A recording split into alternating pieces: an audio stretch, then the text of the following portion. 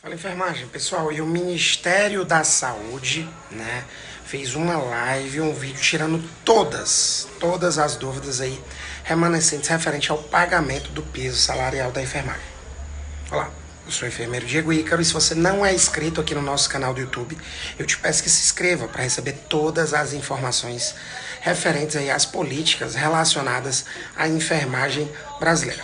Vou passar aqui o vídeo agora, tá? O vídeo de uma live aí que foi feita hoje pelo pessoal do Ministério da Saúde que trabalha lá no Fundo Nacional de Saúde, que vai trazer todas as informações necessárias aí para que você tenha esclarecimentos a respeito das dúvidas remanescentes do pagamento do piso salarial da enfermagem. Então assiste aí, tá? Já deixa o like e compartilha esse vídeo.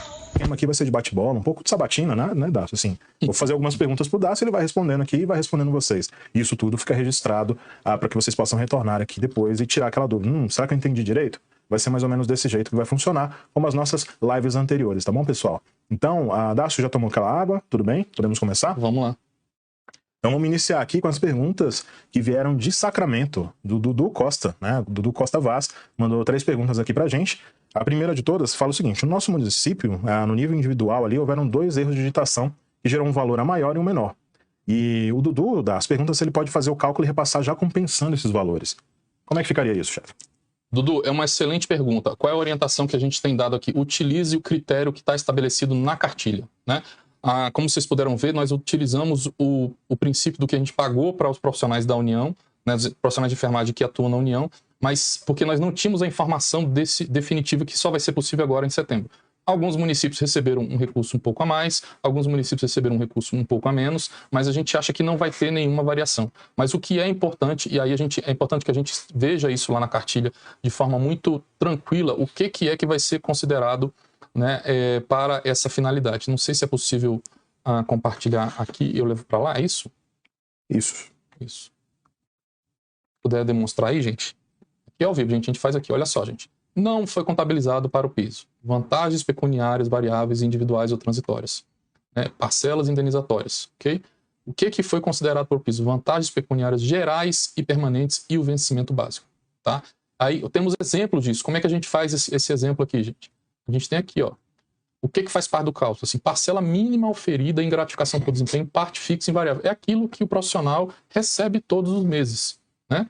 E vantagem pecuniária individual de forma definida em lei. Então, existe uma gratificação específica que foi definida em lei e ela é continuada, ela não tem variação.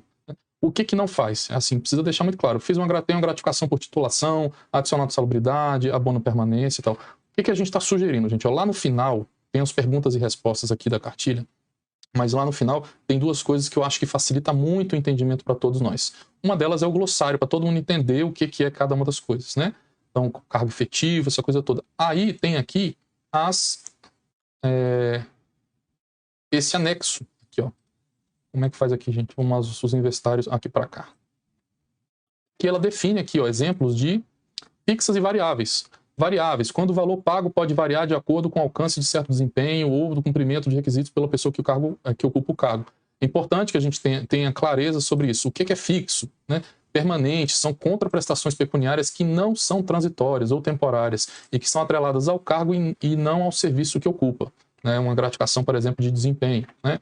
Então, é importante que a gente entenda esses conceitos para facilitar a vida aí do gestor. E aí, é claro, né, nós estamos aqui enquanto União, mas a autonomia do secretário estadual, do secretário municipal, dos prefeitos, dos secretários de fazenda, que tem a responsabilidade de lidar com isso em cada um dos municípios, né? Então, dentro da lógica, o Ministério da Saúde, ele respeita a autonomia de gestão de cada um dos seus gestores, tá bom? Maravilha, muito obrigado, Dácio. Seguindo aqui para mais uma pergunta de Sacramento, a Dudu Costa, ele pergunta o seguinte: os profissionais que foram exonerados antes da divulgação dos valores de complementação, como deverá ser procedido? Paulo, pergunta de novo aí, porque essa pergunta aí, ela... Deu branco. Vamos lá. Os profissionais que foram exonerados antes da divulgação dos valores da complementação, como proceder nesse caso? Então, os profissionais, o cálculo, e aí do próprio parecer da AGU, estabeleceu como parâmetro maio. Se eles foram exonerados em junho, eles perfazem um mês desse complemento. Se for em julho, há 2 meses. Se eles foram exonerados antes de maio, não fazem jus ao complemento. Certo. Obrigado. A outra pergunta de Sacramento: os profissionais que não receberam por conta da base do COFEN já receberão de imediato? Inclusive falou sobre isso, né, chefe? Falei sobre isso. Agora, a partir do dia 1º de setembro, os municípios poderão atualizar essas informações.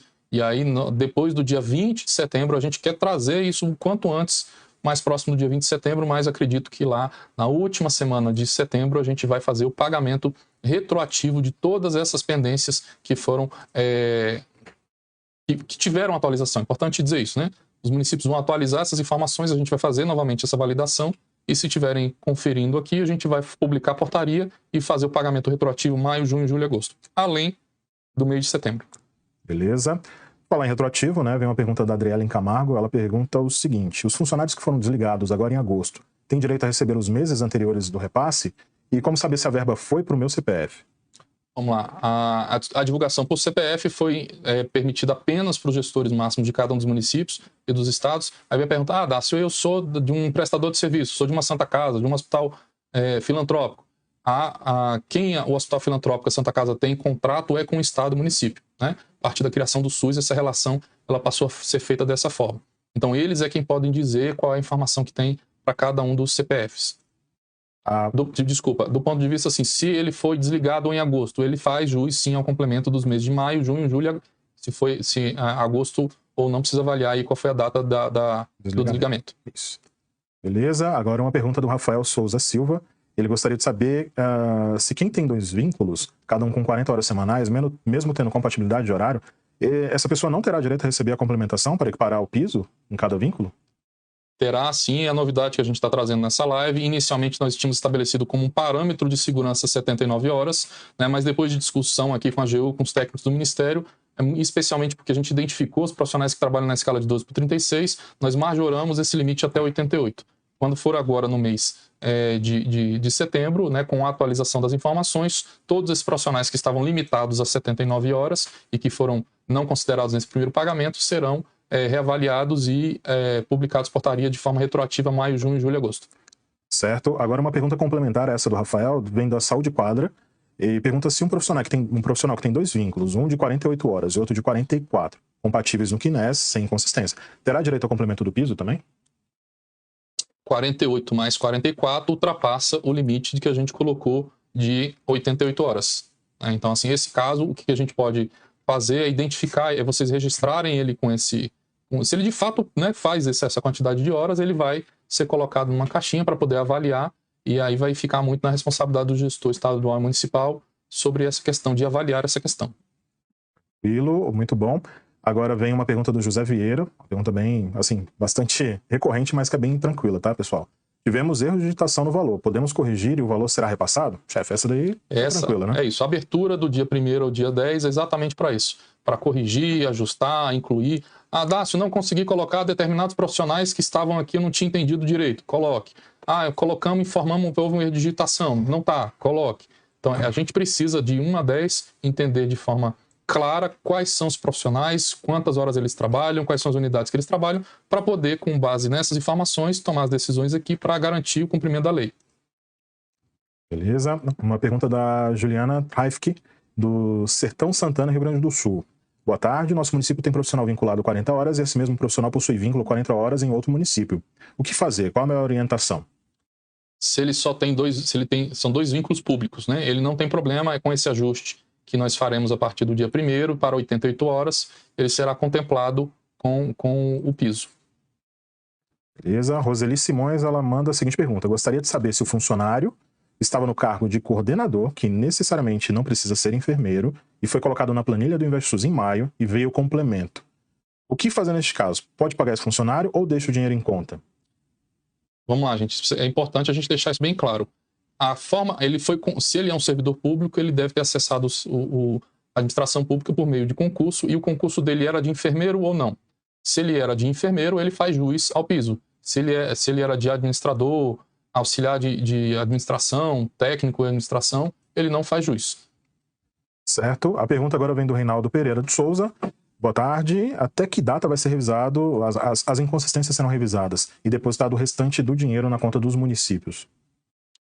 É isso. Do dia 24 ao dia 1º nós estamos disponibilizando as informações para que os municípios já se organizem Então, verifiquei que meu profissional está com CPF lá irregular na Receita. Avisa o profissional tem lá 48 horas, 72 horas para poder atualizar essa informação. Devolve para vocês no dia 1º de setembro ao dia 10 de setembro. Vocês vão poder atualizar essas informações. Do dia 10 ao dia 20, o Ministério vai processar essas informações, validar com os bancos de informações oficiais, e do dia 20 até o último dia do mês, a gente vai fazer aqui o nosso trabalho enquanto fundo de programar esse pagamento para realizar a transferência. E aí, de novo, do que for corrigido será retroativo a maio, né? E o que foi informado agora com o mês de setembro, com já as novas informações de acordo com a decisão do STF, também no mês de setembro.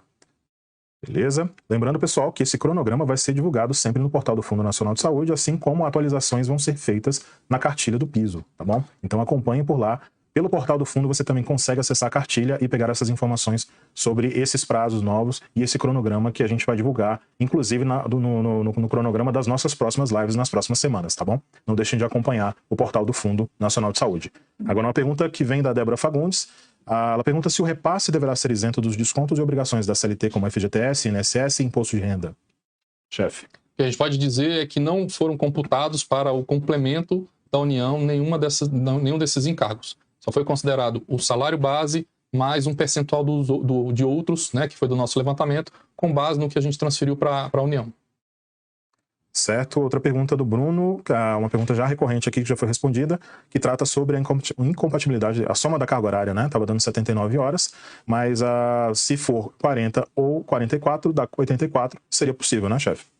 É possível, a gente só queria chamar a atenção para uma questão. Nós verificamos alguns casos aqui, gente, de novo. Qual é o nosso papel aqui enquanto gestores públicos, né?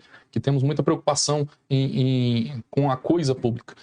Nós identificamos alguns profissionais, por exemplo, que informaram que trabalhava 40 horas no município e 40 horas no outro município. Só que a gente foi ver a distância desse município, era 100 quilômetros.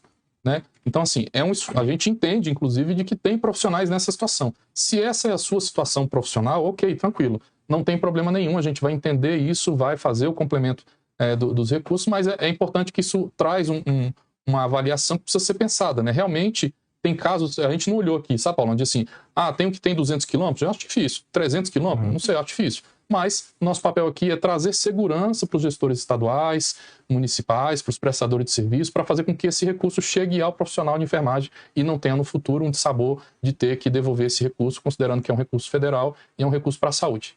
Certo. Uma pergunta que parece simples, né? Mas assim, responde a dúvida de várias pessoas. A Dalcina Vieira, ela manda boa tarde aqui pra gente. Boa tarde, Dalcina. Quem tem 2 vínculos, somando 70 horas, vai receber o piso nos 2, Dácio? Somando 70 horas, sim, é proporcional, né? Então o que está estabelecido se eu tenho lá 44 horas estabelecido para um piso, ele vai receber proporcionalmente as 70 horas, como está na própria decisão do STF. Uma pergunta agora da Manuela Vasconcelos. Como retirar a inconsistência profissional não cadastrado no COFEM, estando ele regular? Ótima pergunta, vamos reiterar o que já foi colocado aqui. Houve uma falha na comunicação entre o Ministério da Saúde e o COFEM, que foi rapidamente resolvida pelo COFEM, né, que na última sexta-feira fez uma conversa aqui com o Ministério, durante um almoço a gente juntou todo o time aqui, 2 horas depois a gente recebeu uma atualização dessas informações e que já estão disponíveis no sistema. Então é importante que se você lá no seu prestador de serviço recebeu lá uma planilha e está lá com COFEM, pede para atualizar a planilha, que você vai ver que boa parte desses profissionais, ainda nós temos um percentual, né, de profissionais que não apareceram no COFEM. Esses, infelizmente, precisam precisam se registrar no COFEM, ou a gente não consegue saber aqui se você é de fato um profissional de enfermagem ou não. De novo, e aí ratifico isso, não está sendo considerado, surgiu muito nos grupos, nas discussões, o Ministério da Saúde está cobrando a anuidade do... Não tem nada disso, a gente em nenhum momento cobrou isso. A única pergunta que nós fizemos você está registrado no COFEM? Né, sim ou não? Né, e é isso que a gente observou. Porque o que acontece, gente? O recurso é para os profissionais de enfermagem. Então nós precisamos garantir que esse recurso chegue aos profissionais de enfermagem. Certo, é isso mesmo. A Gilson Moura, ele pergunta o seguinte: como ficam os profissionais que não foram contemplados por conta da base COFEM, uma inconsistência na base do COFEM, e que têm o direito de receber? Vai ser editada uma nova portaria e o repasse do recurso será feito quando? De novo, o recurso vai ser agora no dia 1º, os municípios poderão atualizar essas informações. Nós processaremos do dia 10 ao dia 20 e até o final do mês de setembro, não só essa ou qualquer outra inconsistência que for encontrada aí já for corrigida, né, a gente vai fazer a transferência do recurso retroativamente a maio, junho, julho, agosto e também já o mês de setembro com a atualização das informações que foram apresentadas aqui. Lembrando que no mês de setembro a gente vai ter que incluir novos 2 campos para fazer valer o que foi definido e decidido pelo Superior Tribunal Federal, que são as vantagens fixas e variáveis, como colocado na própria decisão. Inclusive, por falar dessas vantagens, a pergunta da Lucimar Nunes, ela pergunta o seguinte aqui: vale alimentação, insalubridade, salário família, vai entrar no cálculo do piso salarial? Tá na cartilha, né, chefe? É isso, não precisa dar uma olhadinha lá na cartilha, a gente deu vários exemplos do que é variável e do que é fixo. Nesse caso aí, o que você abordou aí não entrou no cálculo do piso. A decisão do STF definiu que isso não seria incluído como parte do cálculo do piso. Beleza. Agora uma pergunta do RH da Secretaria Municipal de Saúde. Ixi, não mandou direito aqui não, mas sinta-se respondido aqui, eu espero, né? Os municípios deverão repassar o valor disponibilizado por CPF do jeito que foi enviado pelo Ministério da Saúde no InvestSUS para cada profissional? O que a gente está